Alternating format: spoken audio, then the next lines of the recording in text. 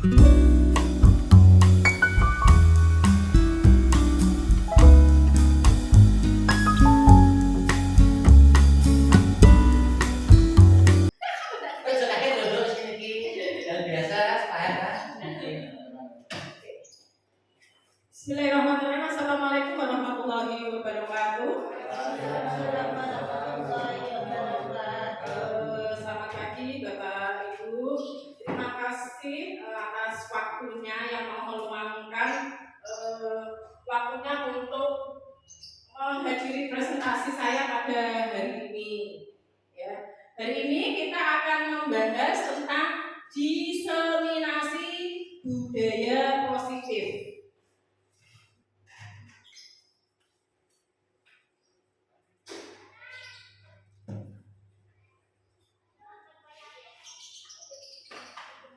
Di sini budaya positif adalah pengertian dari budaya positif adalah perwujudan dari nilai-nilai atau keyakinan universal yang diterapkan di sekolah.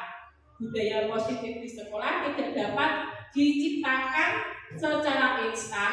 Dalam penerapan budaya positif diperlukan tuntunan dan tauladan dari seorang guru.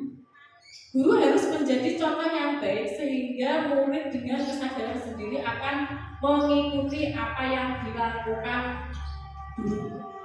Bapak Ibu sekalian, kalau kita mau menggerakkan orang lain, menggerakkan atau lingkungan sekitar, setidaknya kita harus mulai dari diri kita sendiri dulu, ya.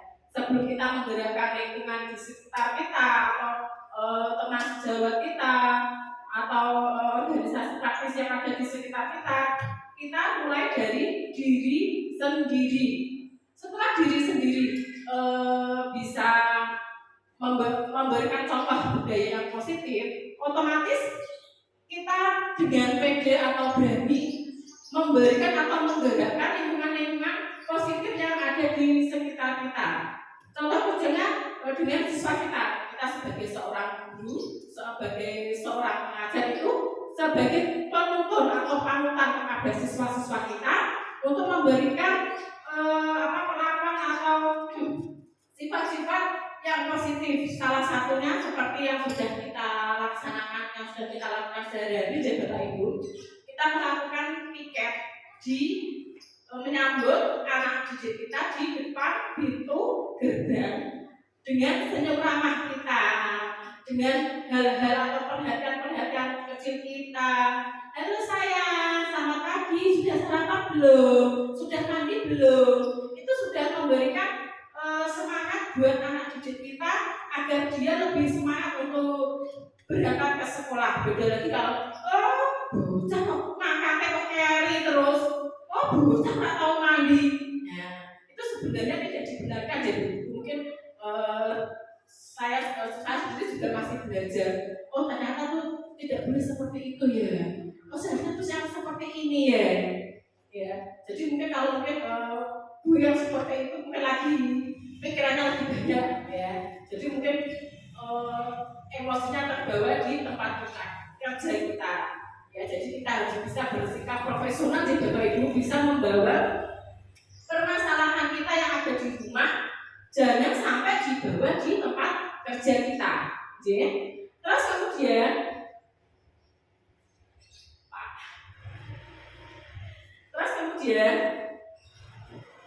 ya ada tamu monggo dilanjut lagi ya. Kemudian kita memberikan S3. S3 itu apa Bapak Ibu? Ada yang mau S3? Masuk. Bu Sulis S3 apa itu Bu Sulis? Tahu saya S5 di mana? Oh, S5 boleh. S5. Saya itu S5.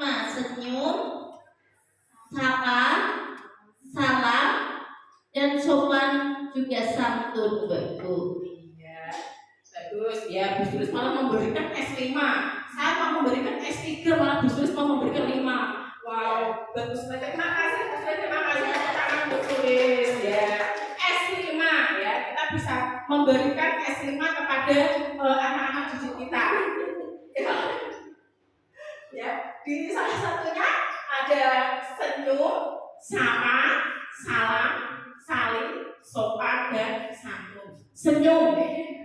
Maaf, ini tak jaga tak lulus ya terakhir sampai 1 jam. Senyum. Sebisanya kalau kita sedang marah di jalan atau di rumah, jangan dibawa di sekolahan. Biasakan kita selalu senyum dengan anak-anak kita, dengan teman-teman kita. Jangan marah dibawa di rumah. Selamat pagi Pak. Wah, selamat pagi. Ya boleh tidak dibenarkan ya Pak ya, masuk ya. Ya. Kemudian sapa, dibiasakan kalau anak cucu kita, kalau kita sedang memberikan pengarahan, kalau bertemu Bapak Ibu jangan ngumpet, jangan takut, ya. Memberi salam kepada Bapak Ibu, assalamualaikum atau selamat siang, selamat pagi, seperti itu. Begitu juga dengan kita, kalau kita bertemu di jalan dengan murid, dengan orang tuanya, kita juga harus seorang guru harus dihargai, terus di tengah jalan Bu, terima kasih. Oh, Bu Rina, oh Jen, Bu Sai, ya seperti itu ya. Kita harus saling menghargai, menghormati, baik itu bisa berkolaborasi antara guru dan wali murid. Kemudian salam, ya seperti yang sudah kita sering lakukan. Assalamualaikum sebelum masuk tempat kerja, Bapak Ibu yang sudah memberikan contoh yang baik kepada anak-anak didik kita. Kemudian sopan dan santun. Kita sebagai seorang pendidik atau guru selalu pasti akan memberikan contoh-contoh yang bagus dan baik buat anak-anak didik kita. Tidak ada guru yang memberikan pengajaran yang buruk atau negatif kepada anak-anak didik kita. Ya, semisal contoh hal kecil saja. Contoh hal kecil saja, semisal kalau kita kebanyakan kalau anak sekarang tuh itu ya lebih memilih bermain HP daripada dengan bermain dengan teman-temannya. Itu sudah saya alami di rumah saya sendiri. Setiap kali ada kumpulan keluarga, atau mungkin Bapak Ibu juga ya, atau kumpulan di keluarga itu, anak-anak kecil. Kalau dulu kita ya Bapak Ibu, kalau ketemu dengan saudara atau yang lama kita berjumpa itu kan kami senang sekali ya, saling bermain bersama, saling curhat, saling ngomong, setidaknya menghargai lah, ngomong gitu. Kalau sekarang kan tidak, sudah bawa pegang HP sendiri-sendiri, sudah bersibuk sendiri-sendiri. Sebuah mau masih bulanan, mau berlegend, ada yang bermain apa, hampir tidak ada komunikasi sama sekali. Nah, sebagai pendidik, sebagai guru kita harus selalu mengingatkan anak-anak didik kita untuk selalu memberi batasan untuk bermain game atau bermain gadget. Jangan sampai HP atau gadget itu membuat jarak di antara kita. Jangan sampai ada jarak di antara kita ya. Bu Oka dan Bu Dila tolong jaga jarak ya, bagus. Kemudian konsep dasar budaya positif di sini tuh ada apa saja Bapak Ibu? Yang pertama ada perubahan paradigma belajar. Kemudian ada keyakinan disiplin positif, kebutuhan dasar manusia, keyakinan kelas, kontrol guru, motivasi perilaku manusia dan segitiga restitusi.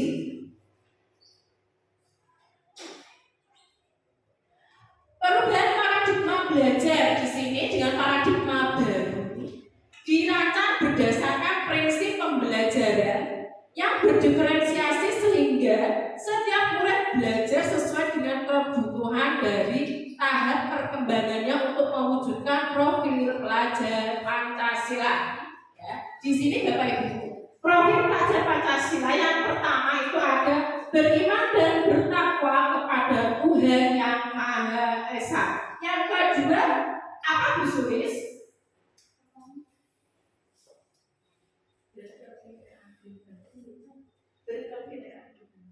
Berkebinekaan global. Ya. Yang selanjutnya Bu Rina?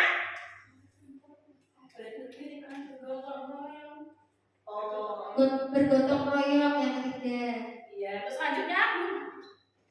Mandiri. Terus selanjutnya Bu? Kreatif. Bernalar. Kesadaran kritis. Mandiri. Iya, itulah ya nilai-nilai profil pelajar Pancasila yang akan kita tanamkan kepada anak didik kita ya Bapak Ibu. Di sini ada yang pertama, beriman dan bertakwa kepada Tuhan Yang Maha Esa. Setidaknya anak-anak kita tuh mempunyai akhlak yang bagus, ya, sopan santun yang bagus terhadap kepada orang tua, kepada bapak ibu guru, terus kemudian saudara dan teman. Jangan sampai akhlak dan sopan santun pada anak didik kita tuh hilang, ya, hilang dengan apa? Lingkungan yang kurang positif, ya, lingkungan yang tidak ada apa? Yang melanggar aturan-aturan agama. Kemudian yang kedua, nilai profil pelajar Pancasila yang kedua, berkebinekaan global. Dan selanjutnya bergotong royong, selalu menanamkan nilai gotong royong pada anak-anak didik kita. Ya. Kita juga sebagai seorang guru memberikan, pastinya sebagai seorang guru memberikan contoh terlebih dahulu. Semisal waktu kerja bakti, kita guru juga akan terjun langsung, ya, ikut gotong royong, ikut melaksanakan kerja bakti yang sedang kita laksanakan. Ya, jadi anak-anak tidak merasa alah Pak Guru itu sebenarnya ngomong-ngomong kurang perlu kerja bakti. Nah, anak sekarang ngobrol dengan anak didik dulu itu saya sendiri merasakan itu beda sekali, ya. Kalau anak dulu, zaman dulu saya sekolah, ayo kelasnya dibersihkan, ayo kerja bakti, semua sudah melaksanakan semua. Pas podo wedi Bapak Ibu, ya. Dulu tuh murid-murid itu sudah kuat sekali sama Bapak Ibu guru.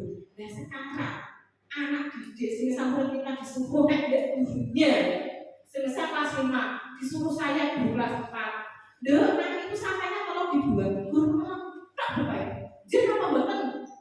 Ya, kebanyakan seperti itu deh. Ya, kita sebagai seorang pendidik, sebagai seorang guru harus bisa memegang kendali kepada anak didik kita.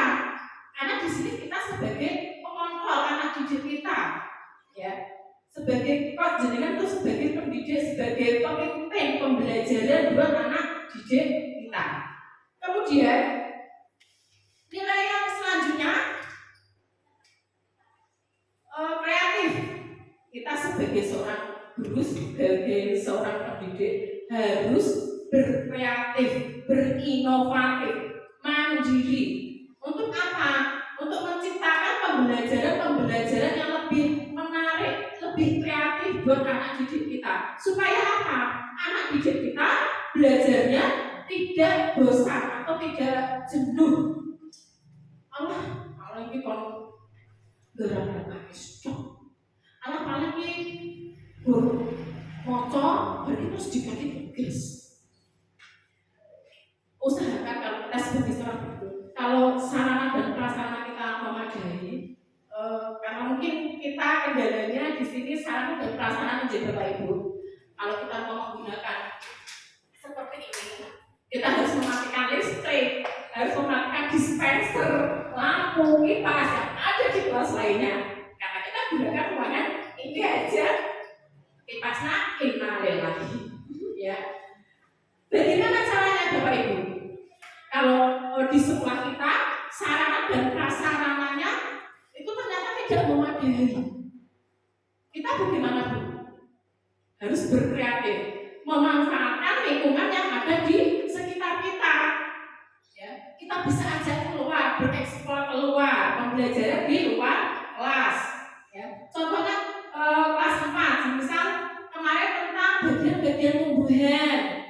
Bagian-bagian tumbuhan kita bisa keluar jalan-jalan. Yuk keluar, silakan cari tanaman yang ada di lingkungan sekitar kita, ya.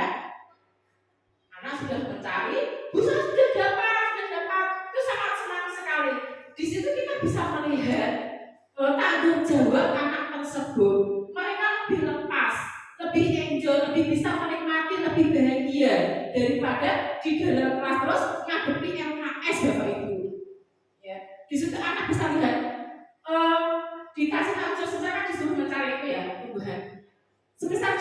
loh Bu, punya saya kok nggak ada akarnya. Ayo cari lagi yang ada akarnya. Bu, punya saya nggak ada bunganya. Cari lagi yang ada bunganya. Semisal ada yang belum dapat, ini lah aku belum dikasih yang satu, ya. Jadi di situ anak-anak bisa apa? Mengekspresikan dirinya, bisa mengembangkan bakat yang ada dirinya, bisa bertanggung jawab, ya, bisa bekerja sama dengan teman lainnya. Kemudian seharusnya seperti itu. Kemudian kita menggunakan barang-barang yang sudah tidak terpakai, Bapak Ibu. Seperti P5, kita bisa memanfaatkan barang-barang bekas atau botol-botol bekas, sampah-sampah plastik kita bisa gunakan. Seperti kemarin yang sudah kita lakukan itu membuat tempat pensil dari sedotan bekas. Kemudian dari galon yang mineral itu dicat, ya, bisa dibuat untuk pot. Tapi untuk sebetulnya belum terlaksana, ya, mungkin karena kita ada uang. Kemudian mandiri, anak dilatih untuk mandiri. Tidak apa, Bu, ipiye, oke, Pak, ipiye toh Pak, ya. Dilatih untuk mandiri. Kadang kan mungkin kalau di kelas rendah masih seperti itu, ya, tapi sebisa mungkin dilatih untuk mandiri sejak dini, ya. Kemudian kita profil yang selanjutnya, ya sudah ya itu ya. Kemudian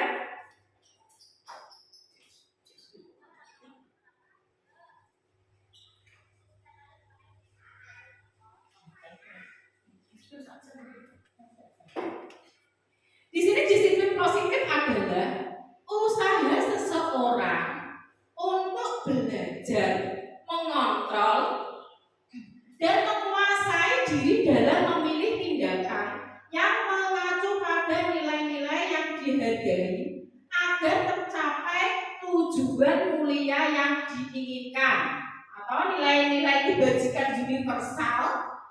Disiplin positif memiliki motivasi internal. Dengan kata lain, seseorang yang memiliki disiplin positif berarti mereka bisa bertanggung jawab terhadap apa yang dilakukannya, karena mereka mendasarkan tindakan mereka pada nilai-nilai kebajikan universal yang diyakini. Yang sudah saya paparkan halaman selanjutnya, ya Bapak Ibu. Budaya positif itu usaha seseorang, usaha kita untuk belajar menjadi lebih baik, bisa menguasai diri sendiri, dan memilih tindakan-tindakan yang mengacu pada nilai-nilai yang dihargai agar tercapai tujuan mulia yang diinginkan, yang kita inginkan. Jadi kita bisa menguasai diri kita, menguasai emosi kita, ya, dan bisa memilih tindakan-tindakan yang sekiranya ini seharusnya tidak dilakukan, ini seharusnya boleh dilakukan, boleh ditingkatkan, boleh dikembangkan. Kita pastinya sudah bisa memilah-milah hal yang seperti itu di Bapak Ibu. Kemudian baru kita bisa memberikan atau menggerakkan lingkungan atau orang yang ada di sekitar kita. Dan kita harus yakin, saya mau memulai disiplin positif dari diri saya sendiri dulu, baru kemudian di lingkungan sekitar. Kita harus punya keyakinan dulu juga Pak. Kalau dari diri kita tidak mempunyai keyakinan atau percaya diri, kita mau menggerakkan lingkungan yang ada di sekitar itu susah sekali. Jadi kita harus punya keyakinan dahulu yang kuat. Ini kok yang bunda?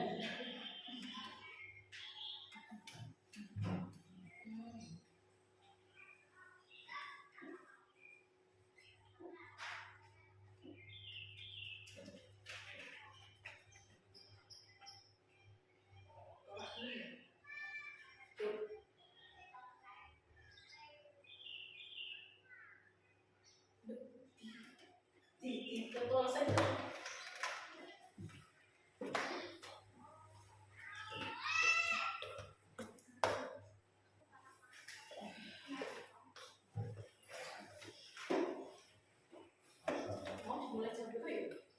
Jam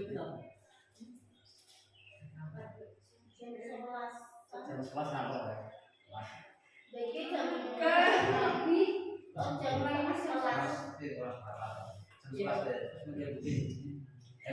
Kemudian kebutuhan dasar manusia, Bapak Ibu, di sini kita bisa lihat kebutuhan dasar manusia. Ya, ketika seorang murid melakukan suatu perbuatan yang bertentangan dengan nilai-nilai kebijakan atau melanggar peraturan, hal itu sebenarnya dikarenakan itu mereka gagal memenuhi kebutuhan dasar mereka. Kita sebagai seorang guru, sebagai seorang pendidik, kita harus bisa memenuhi kebutuhan murid kita, ya, yaitu dengan menerapkan pembelajaran yang berdiferensiasi. Pembelajaran ini bukan membedakan murid yang pintar dengan yang kurang pintar, namun memberikan pengalaman kepada murid supaya kebutuhan murid terpenuhi. Yang pertama, di sini ada kebutuhan rasa kasih sayang diterima. Kebutuhan rasa kasih sayang diterima.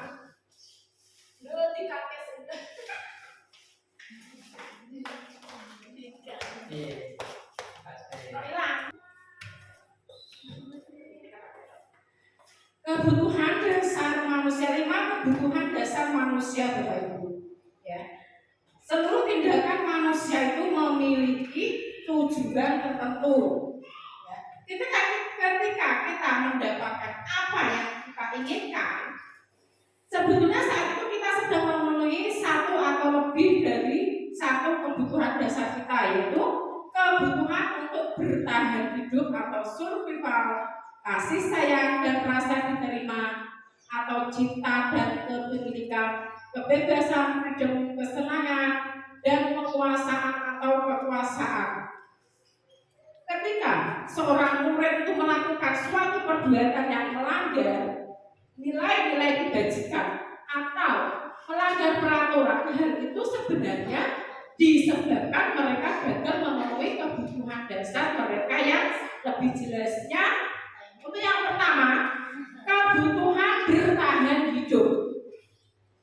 Kebutuhan bertahan hidup atau survival adalah kebutuhan yang bersifat fisiologis untuk bertahan hidup. Misalnya kesehatan, rumah, dan makanan.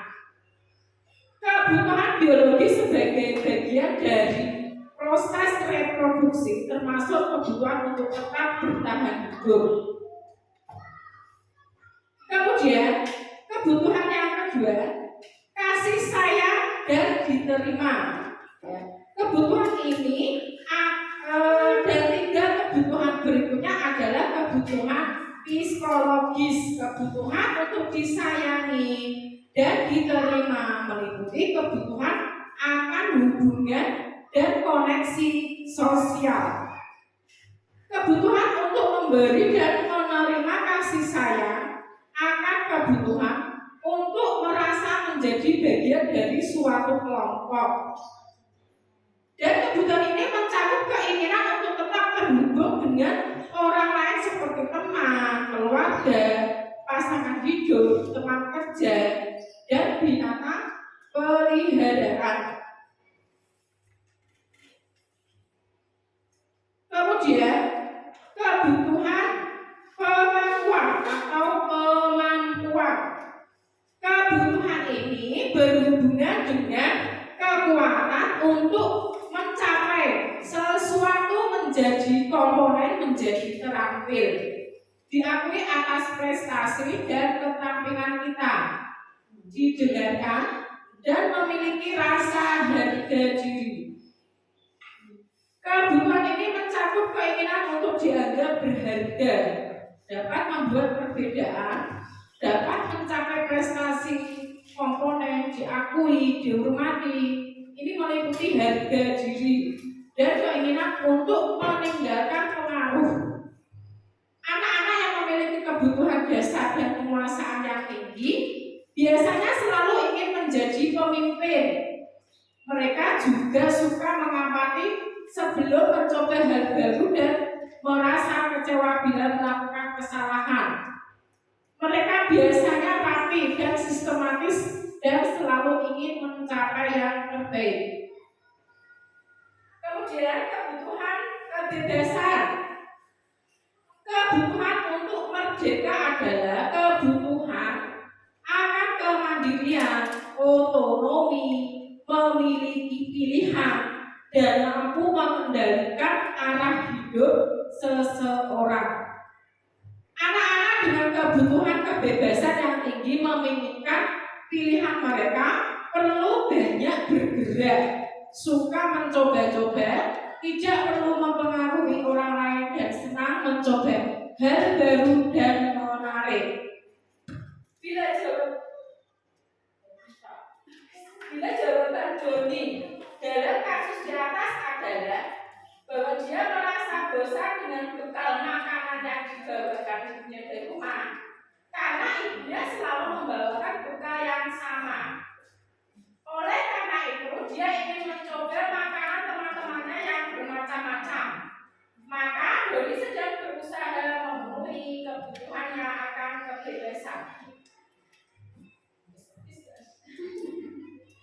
Kemudian Bapak Ibu, kebutuhan yang selanjutnya yaitu kebutuhan kesenangan atau kebutuhan untuk merasa senang.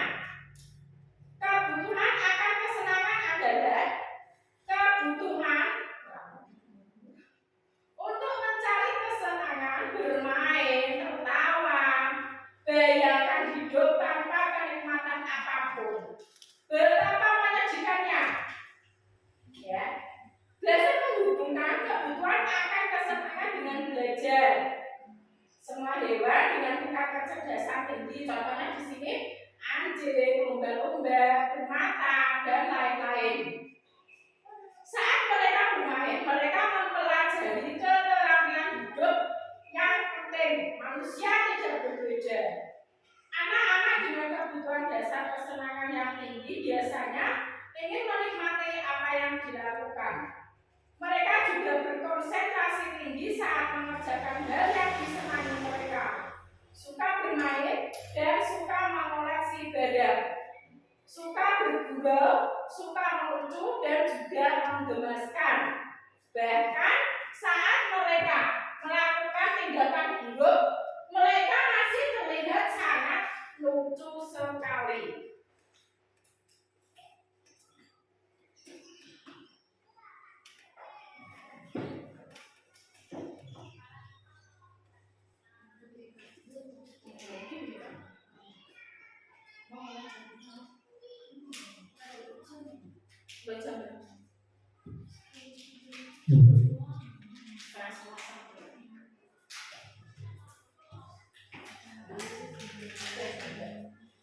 Bapak Ibu di sini saya lanjut lagi ya. Teori motivasi perilaku manusia. Yang pertama di sini untuk menghindari ketidaknyamanan atau hukuman. Yang selanjutnya untuk mendapatkan imbalan atau penghargaan dari orang lain. Yang ketiga untuk menjadi orang yang mereka inginkan dan menghargai diri sendiri dengan nilai-nilai yang mereka percaya.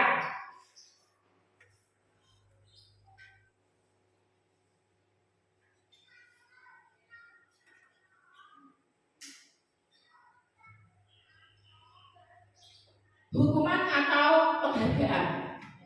Di sini ada pengertian hukuman dan penghargaan. Jadi Bapak Ibu, yang kita lakukan kepada anak ketika anak melakukan kesalahan itu kira-kira itu sebenarnya kita memberikan apa? Memberikan hukuman atau penghargaan kepada anak-anak kita. Mari kita belajar tentang hukuman. Di sini hukuman adalah tindakan yang kita berikan kepada murid saat murid melanggar nilai-nilai kebajikan yang disepakati bersama, yang menimbulkan rasa tidak menyenangkan dan menyakiti baik secara fisik maupun fisik.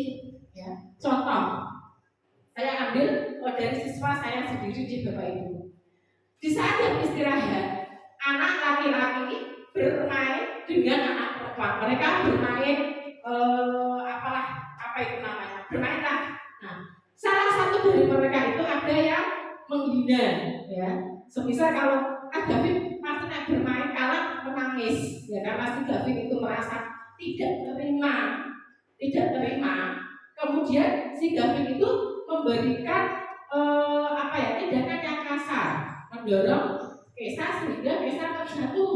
Nah, di situ terjadi sebagai seorang pendidik, sebagai seorang guru, karena si David dan Kaisar yang melakukan suatu permasalahan, kita akan panggil di kelas untuk ditanya lebih lanjut detailnya itu sebenarnya ada apa. Kemudian kita sebagai seorang guru memberikan solusinya. Ya, setelah memberikan solusinya sudah ketemu, kita akan memberikan menanamkan atau nilai-nilai kebajikan apa yang akan dia lakukan dan peraturan kelas apa yang sudah mereka langgar. Setidaknya kalau mereka sudah mengetahui dia bersalah, kemudian dia mau meminta maaf, dia mau bertanggung jawab, ya begitu pula dengan Kaisarnya mau menerima permintaan maaf dari si David yang melakukan kesalahan, ya. Kemudian kita sebagai guru, sebagai seorang pendidik, karena si David tadi sudah melanggar peraturan, ya, kita biasanya memberikan hukuman itu sebaiknya jangan fisik deh Bapak Ibu. Kita bisa memberikan hukuman yang mengembangkan potensi anak didik kita atau memberikan efek jerah kepada anak didik kita, karena dia sudah membuat kotor bajunya Kaisar, ya, tadi dengan mendorong itu bisa dengan kita untuk membersihkan bajunya Kaisar yang kotor tadi, ya, mungkin bisa membersihkan di kamar mandi atau apa.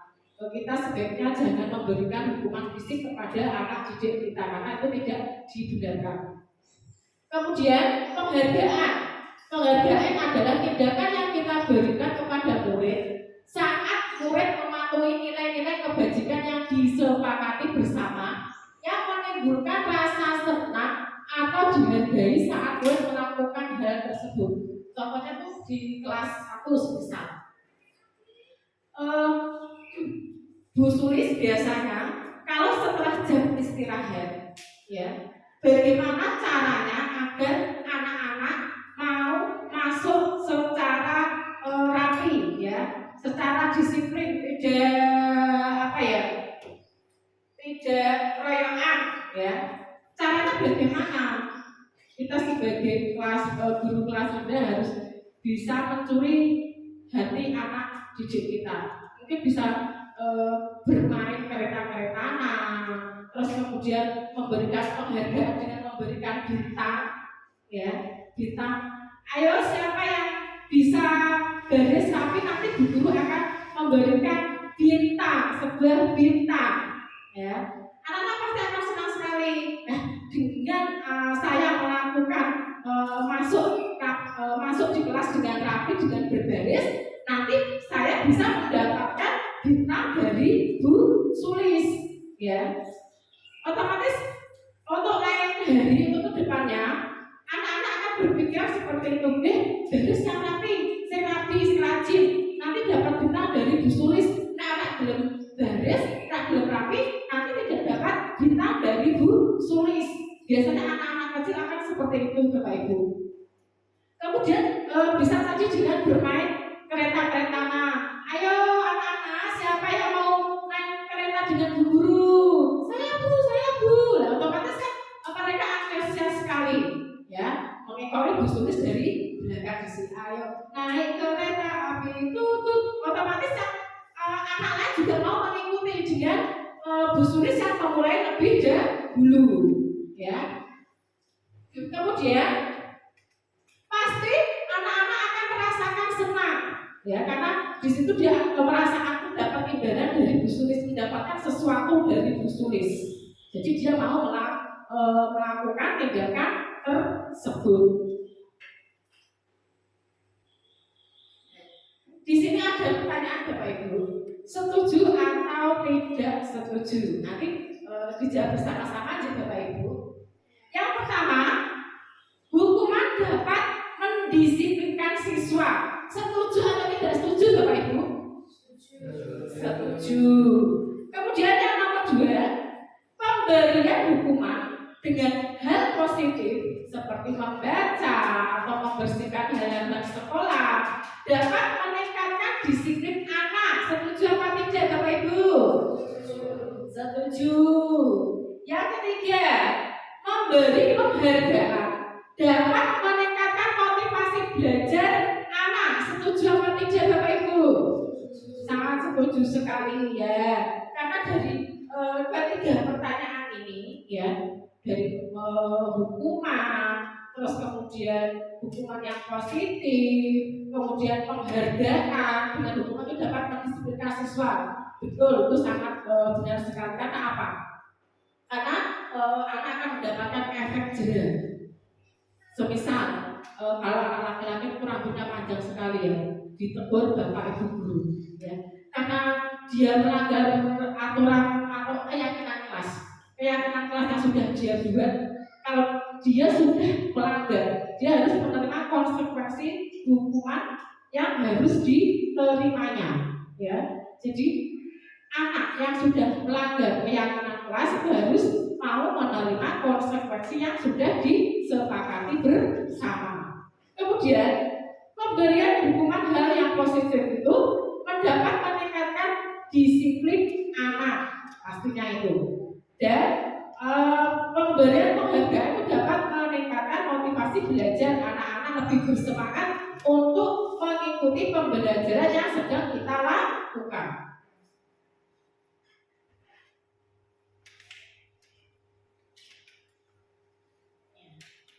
Di sini, nah, kalau kemarin sebelum saya mengecek itu, yang saya tahu itu peraturan kelas atau aturan kelas ya Bapak Ibu.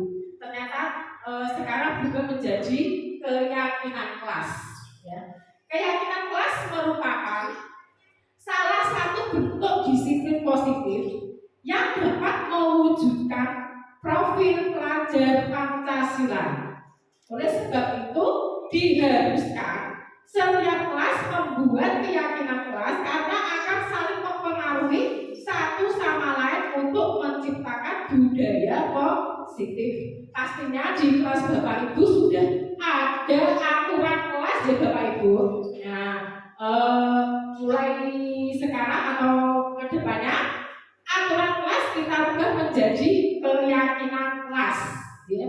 Keyakinan kelas itu dibuat sesuai keinginan anak didik kita. Ya, kelas tersebut yang menghuni kelas besar, kelas 4 tadi, membuat keyakinan kelas. Mereka ingin membuat keyakinan kelas itu yang seperti apa? Ya, keyakinan kelas mereka yang inginkan itu yang seperti apa? Ya, disepakati terlebih dahulu. Ya, kita membuat berdiskusi dengan anak didik kita berkolaborasi dengan anak didik kita untuk membuat kesepakatan kelas yang mereka inginkan. Kalau sudah terbentuk keyakinan kelas yang sudah mereka inginkan, mereka juga harus berkonsekuensi di saat mereka melanggar keyakinan kelas yang mereka langgar, harus mau menerima konsekuensinya. Ya, di sini tujuannya untuk apa Bapak Ibu? Tujuannya untuk menciptakan budaya positif yang lebih baik. Sebenarnya videonya ada di HP. Nah, mengapa keyakinan kelas Bapak Ibu? Mengapa kok tidak peraturan kelas saja? Ya, suatu keyakinan akan lebih memotivasi seseorang secara intrinsik. Seseorang akan lebih tergerak dan bersemangat untuk menjalankan keyakinannya daripada hanya sekedar mengikuti serangkaian peraturan yang mengatur mereka harus berlaku begini atau begitu, yang membuat ketidaknyamanan dan keterpaksaan, ya. Karena keyakinan kelas itu yang membuat mereka sendiri, ya Bapak Ibu, ya. Kalau peraturan kelas kan yang membuat guru atau sudah ada di LKPD itu di Bapak Ibu. Jadi di saat mereka melanggar keyakinan kelas yang mereka buat sendiri, mereka pasti akan berpikir ulang untuk melakukan kesalahan yang salah atau melanggar. Contoh, udah berarti ganti, wah nanti hukum guru, nanti saya harus menerima konsekuensinya. Nah, pasti anak akan berpikiran seperti itu. Beda lagi dengan aturan kelas, dia merasa males kok, mesti itu ya. Beda lagi dengan keyakinan kelas yang mereka buat sendiri. Mereka akan lebih bersemangat atau setidaknya lebih tergerak dengan hati nuraninya sendiri, ya. Tidak ada embel-embel takut sama bapak atau ibu guru. Dia merasa tergerak sendiri, tergerak hatinya sendiri. Aplikasi peraturan kelasnya harus menjaga kebersihan kok. Tidaknya dia melakukan itu dengan hati nuraninya sendiri tanpa ada paksaan dari bapak ibu guru.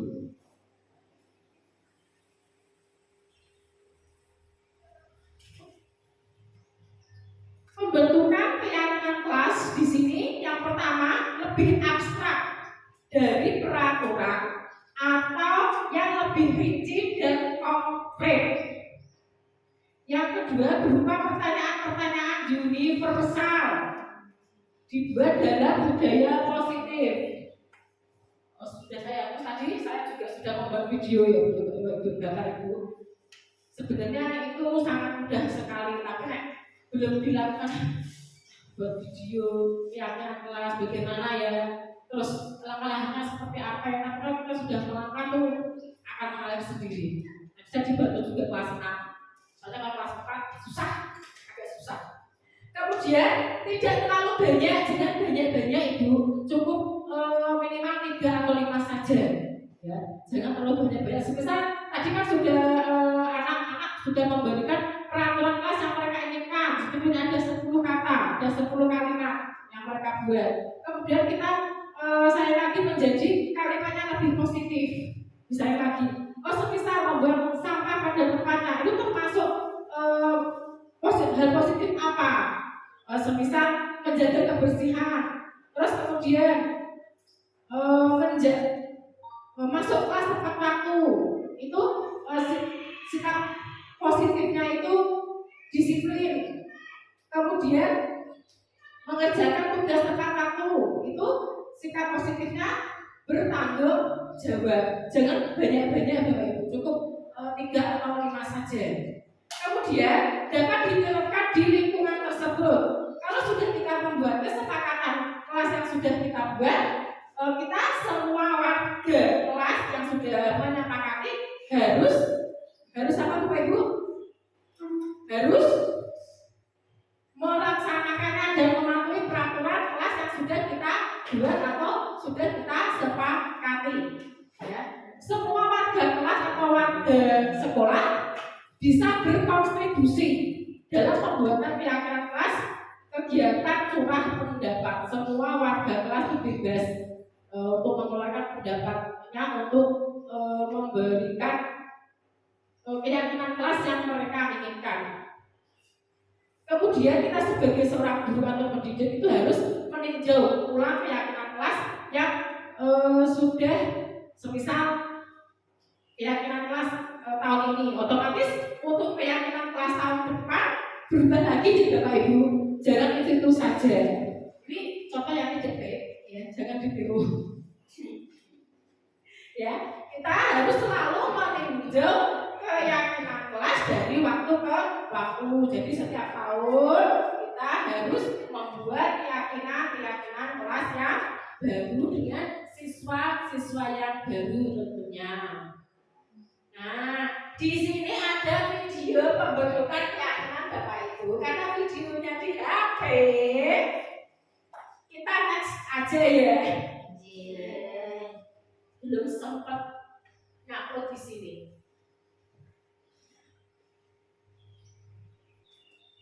Di sini guru posisinya itu sebagai yang pertama, posisi kontrol guru. Yang pertama, penghukum. Seorang penghukum bisa menggunakan fisik maupun verbal. Fisik atau verbal itu tidak terus yang seperti yang sudah viral-viral jadi Bapak Ibu. Contohnya semisal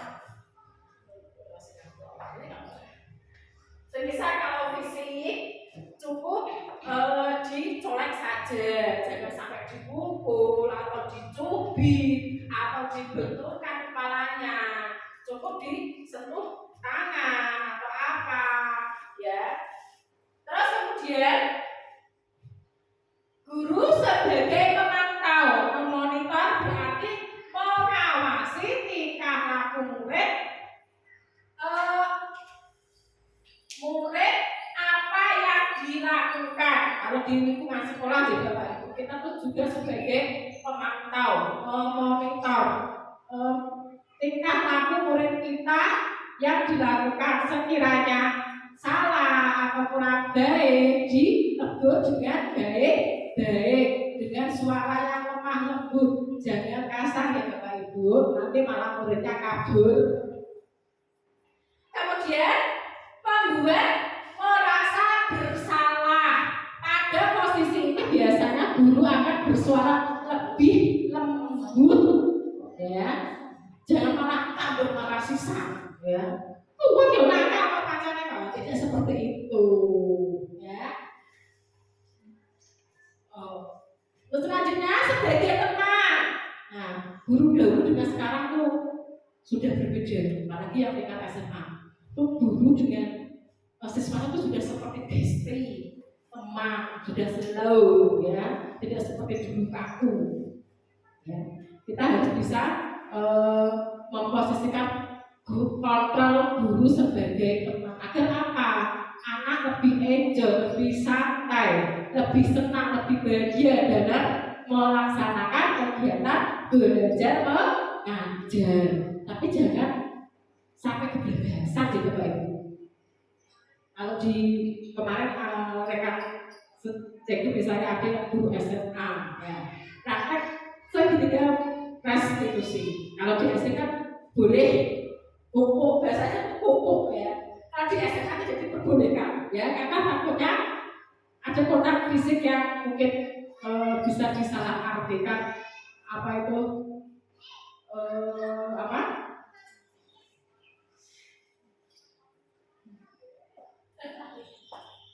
Kemudian posisi kontrol guru yang selanjutnya sebagai manajer, berbuat sesuatu bersama murid, mempersilahkan murid bertanggung jawab atas perilakunya untuk mendukung murid menemukan solusi atas permasalahannya sendiri. Ya, di sini ada video.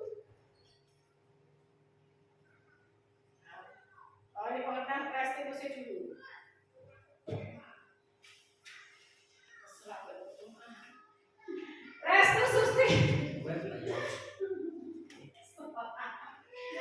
Restitusi adalah proses menciptakan kondisi bagi murid untuk memperbaiki kesalahan mereka sehingga mereka bisa kembali kepada kelompok mereka dengan karakter yang lebih kuat. Itu menurut Gosen 2004. Restitusi membantu murid menjadi lebih memiliki tujuan, disiplin positif, dan memulihkan dirinya setelah berbuat salah. Penekanan bukanlah pada bagaimana berperilaku untuk menyenangkan orang lain atau menghindari ketidaknyamanan, namun tujuannya adalah menjadi orang yang lebih menghargai nilai-nilai kebajikan yang mereka percayai.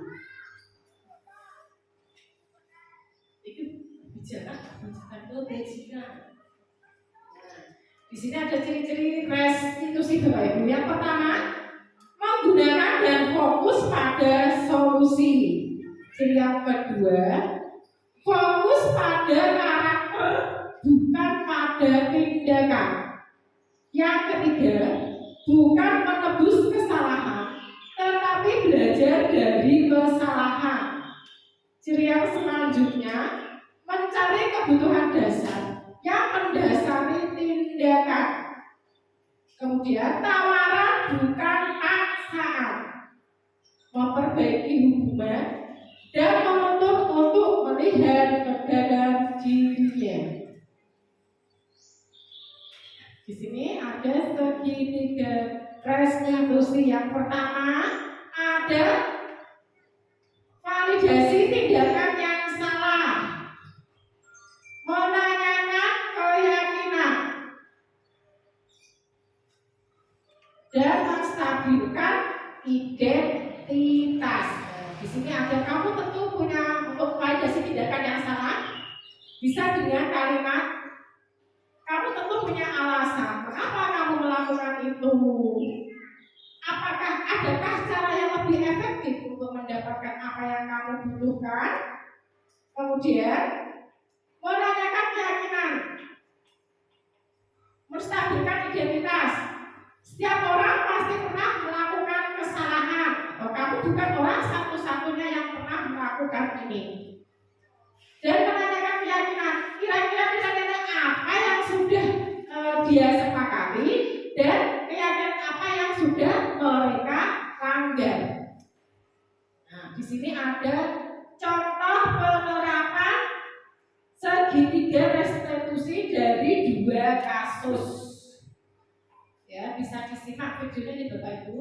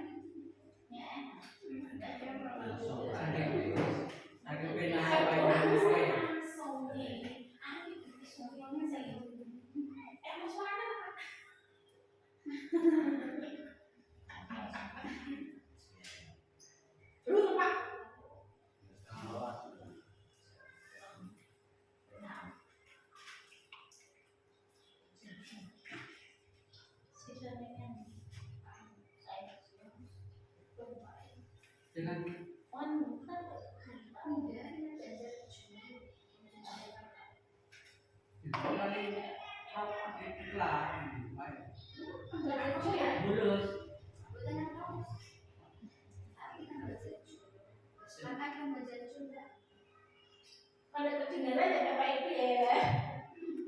Ya mungkin suaranya keras untuk aku mau berdetak semua. Kan bisa. Sampai hari ini suara ini. Ini. Oh.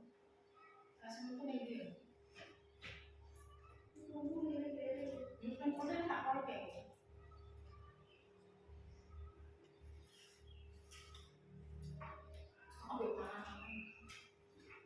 Jadi bangun. Mangga Bapak Ibu kali di Sambijen itu Bis.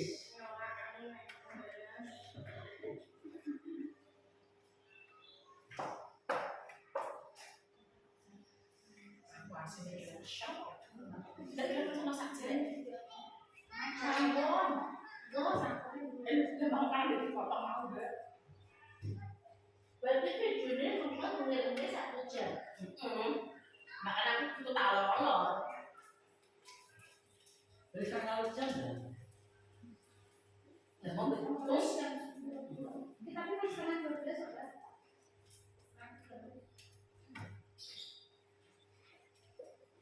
Sangat tak jenak. Saya pun video call, terima kasih.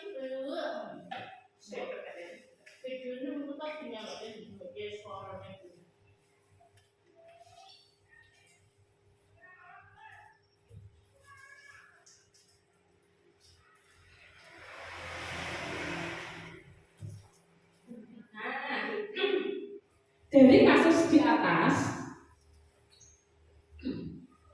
ya. Nah, di sini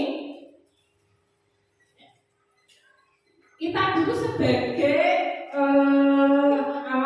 sudah melaksanakan segitiga instruksi yang pertama itu validasi tindakan. Kira-kira apa yang kamu lakukan itu? Mengapa kamu melakukan hal itu? Ya, ada cara lain yang lebih efektif untuk mendapatkan apa yang kamu butuhkan. Kemudian nilai-nilai apa yang disepakati dan nilai-nilai apa yang telah mereka langgar dan mereka menemukan solusi, ya, menemukan solusi dan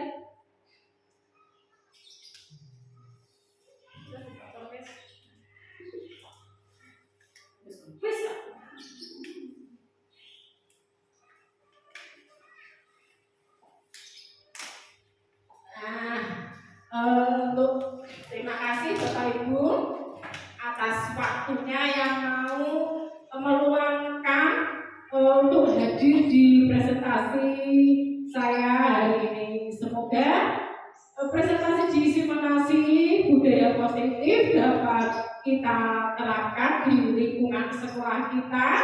Kita bisa berkolaborasi dengan kepala sekolah, teman sejawat, siswa, dan wali murid, ya. Assalamualaikum warahmatullahi wabarakatuh. Waalaikumsalam warahmatullahi wabarakatuh.